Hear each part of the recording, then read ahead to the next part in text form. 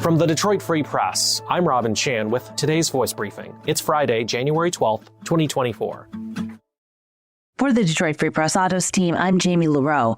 Auto industry analysts expect nearly all automakers to raise their manufacturers' suggested retail prices this year. They blame higher labor costs from the new UAW contracts as one of the reasons. The contracts will force even non-union automakers to raise wages to avoid unionization. The other reason for the price hike is ongoing inflation. But it's not all gloom and doom for car buyers. The automakers will sell to dealers who will pay the bulk of the markup in price. But because the supply chain issues in recent years are now resolved, there is more inventory. That means dealers will have to offer some discounts to move metal. So if car buyers do their homework and look for the vehicles with the most inventory on dealers' lots, they will find deals, analysts said. Some analysts say 2024 will be the best year to buy a car since pre-COVID. I'm Susan Tompor, and I'm a personal finance columnist at the Detroit Free Press. Taxpayers overall aren't dealing with the angst they faced just a few years ago when the pandemic-related shutdowns hit and we saw dramatic delays of tax refunds. Even so, some taxpayers can be waiting more than a year for their tax refund cash.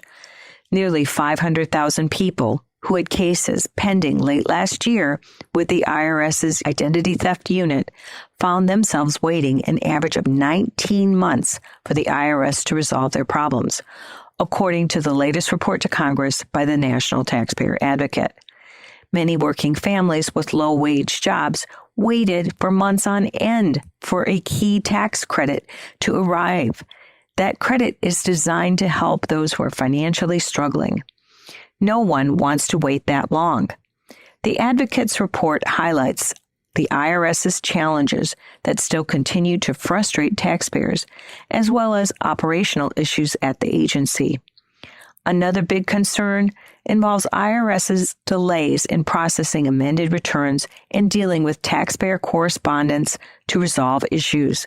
The Advocate's report said the IRS boosted its phone service in 2023, which was welcome, but that was at the expense of its processing operations. People who handled phone services weren't able to process amended returns. I'm Andrew Burkle with the Free Press Sports Department, and Detroit Lions fans got some very welcome news Thursday afternoon. When the Lions beat the Minnesota Vikings in the final week of the year, hardly anyone wanted to talk about the game itself. No, instead, everyone was talking about the Lions' decision to play their starters, and more specifically, rookie tight end Sam Laporta, who has been a revelation in his first year, but had to leave the game in the first half after getting his leg caught on the turf and injuring his knee. There's no two ways about it. The injury looked nasty, and right away, everyone's minds went to the worst place. But pretty quickly after the game, the team announced that Laporta had seemingly avoided a serious injury, but with a hyperextended knee would likely miss some time. That narrative quickly changed after the Lions practice on Thursday, when Laporta made his way over to his locker, knee brace in hand, and declared that he's optimistic that he'll be able to play on Sunday against the Los Angeles Rams. Laporta played in all 17 games this year and made a major impact. He's the team's second leading receiver in both yards and catches, and even broke the 35-year-old NFL record for catches by a rookie tight end. So, needless to say, the Lions badly need him healthy and available if they want to make a run this postseason. It all starts on Sunday night against the Rams, where Laporta has indicated that he'll likely have to wear a knee brace, but is hopeful that he'll be able to play after a quick bounce back. Now, nothing is official yet, and Laporta will have to continue improving to get the full go from the medical team. But either way, things are trending in the right direction for Laporta and the Lions when they absolutely need him the most.